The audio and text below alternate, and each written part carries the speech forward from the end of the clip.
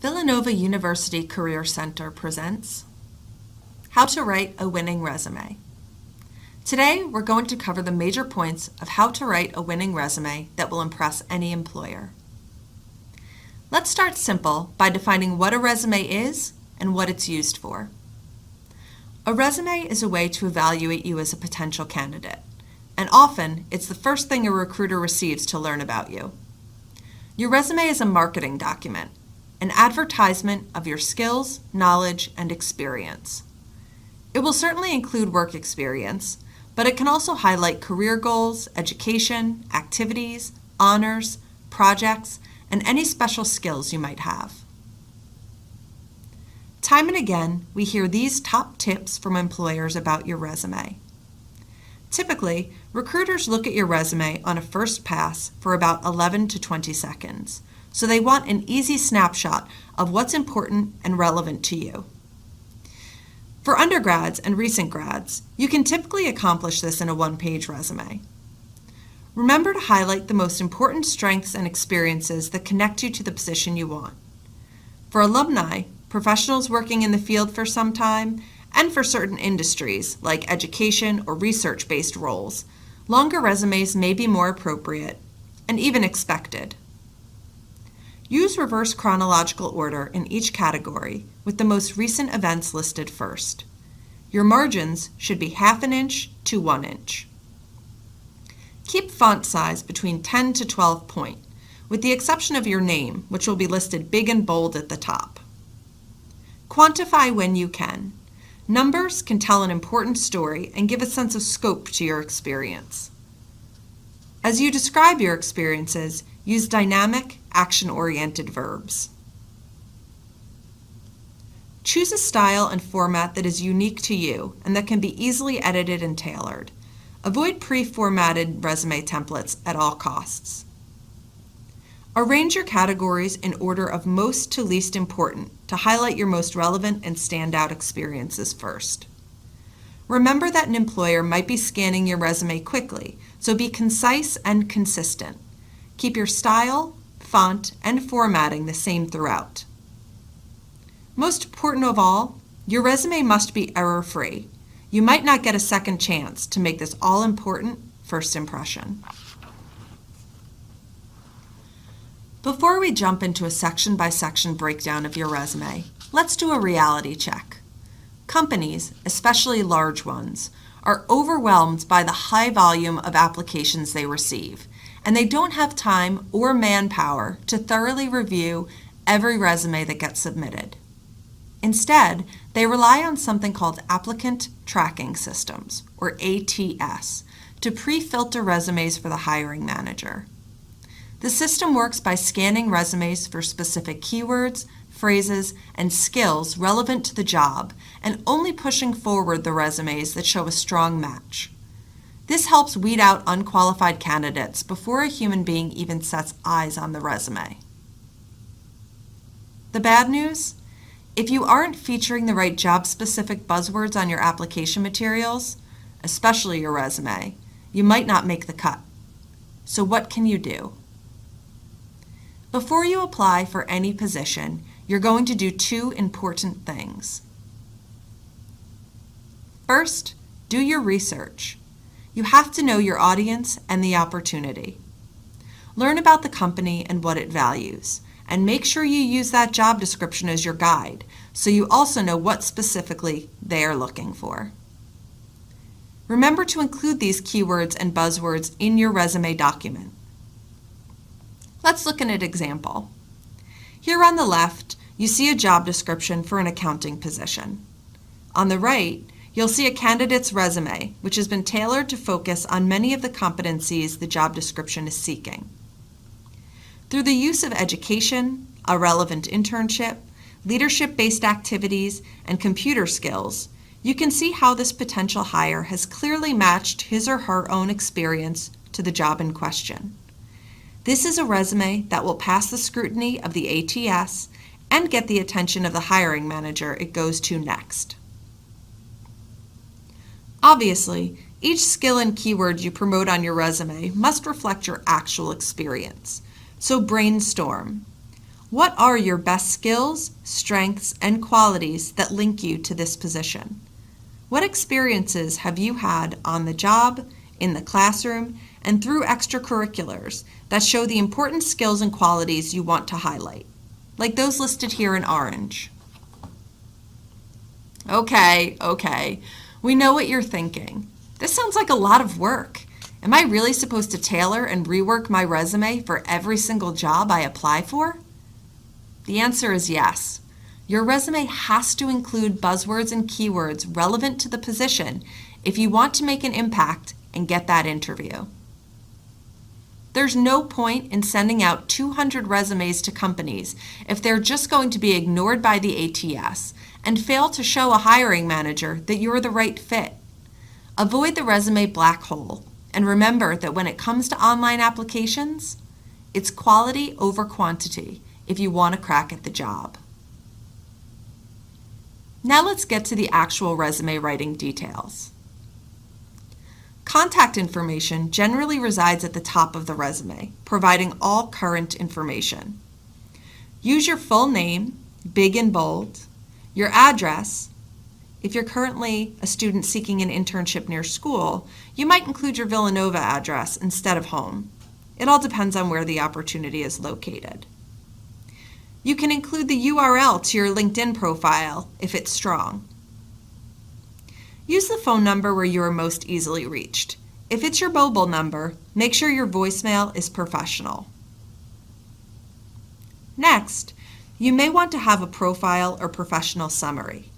This is 100% optional, but it can give you the chance to tell the reader who you are, what skills you have, and how you'd like to contribute to the organization. If you choose to use a profile or summary, it must always be tailored to the position and be specific. If it doesn't say much about you and what you bring to the table, it's best left off. You'll see in this example here, the candidate highlights leadership roles, practical production experience, and transferable skills like a strong work ethic. An employer reading this knows what this person has done, desires to do, and the value he or she will bring to the table for them. Next, for all current students, the education section is the place to start. As with all sections of your resume, use reverse chronological order, with your most recent educational institution, likely Villanova, first, with all past institutions following that. Always include the name of the institution and its geographic location. Then list your degree, graduation date, and any minors or concentrations you're pursuing. List your GPA if it's strong. If your major GPA is higher than your cumulative GPA, you might include that as well. As an option, you can list academic awards, honors, or relevant coursework. Include all educational experiences, as well as study abroad. You may choose to include your high school information if you're a first year, a sophomore, or if your high school has a strong network that could benefit you. Midway through undergrad, most students choose to remove high school altogether as college and professional experiences develop and grow. After education, you get to create specific topic areas based on your experience and what you feel is most important and relevant to highlight. Some sections you might choose to include work experience, industry-related experience. So if you're interested in working in government or at an NGO, you might have a section called Government and Nonprofit Experience. You may have sections like academic projects, papers, highlights, research, activities, service and leadership, honors, awards, or skills. Alumni and working professionals have been out of school for some time, so it often makes sense to list your experience sections before your education section on the resume, if they're more relevant. Always ask yourself, what will sell me best? And give that section prime real estate at the top of your resume. There are typically two kinds of experiences on a resume. Relevant experience includes those positions and roles that directly relate to the kinds of jobs you want. The top example on the right shows how to describe an internship or entry-level position for someone pursuing a marketing career. There's a pretty direct link between the skills and achievements described and what this candidate can expect to do in a marketing job. Sometimes, however, you may have experiences that seem unrelated to your professional goals. Rest assured, there is value to be found in any of your experiences. Your job is to identify the relevant transferable skills you used or developed in the position and highlight those attributes. In the bottom example, you'll see that this candidate used a job at a restaurant to highlight strong customer service skills, recognition of excellence on the job, supervisory experience, and an ability to work in a fast-paced environment. It also shows that he or she is promotable. These are impressive in any work setting. With any of your positions within a section, use reverse chronological order and always include these 5 things: your title or position, the name of the organization, the city or state where it's located, and the dates you were there. When writing your descriptions, remember to use strong action statements. Provide specific details to highlight your abilities, skills, achievements, and use those buzzwords from the job description to make them relevant and keyword-rich.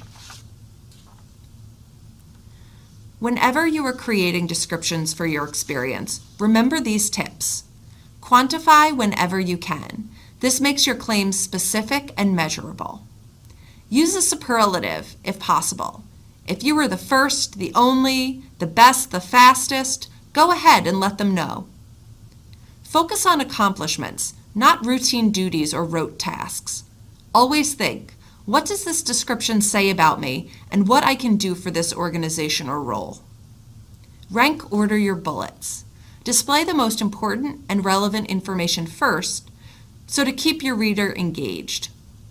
Begin with dynamic verbs: collaborated, managed, donated, led. Avoid personal pronouns like I, me, and my.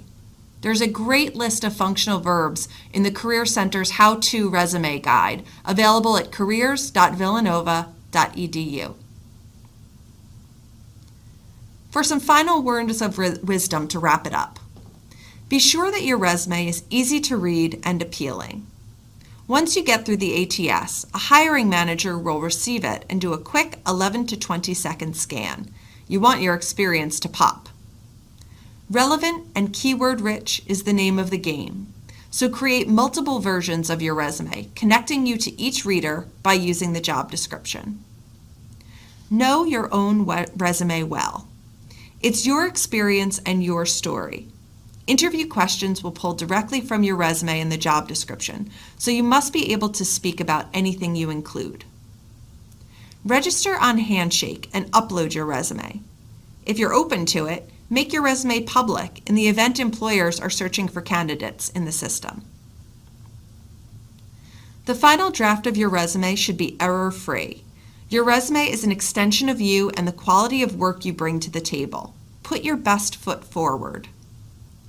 If you are emailing the document, send it as an attachment and send a PDF to retain the quality and formatting. Consider printing on resume paper if you're attending a career fair, networking event, or anything in person where a possible employer may be in attendance. You can easily order this straight through the print shop here on campus. Want more helpful resources for your professional and career development? Visit our website at careers.villanova.edu. Learn more about upcoming job and internship opportunities, events, and more on Handshake by visiting villanova.joinhandshake.com. You can also connect with us via our many social media outlets for tips and updates on the go. Remember, the Career Center is here to help you with any and all of your career development needs.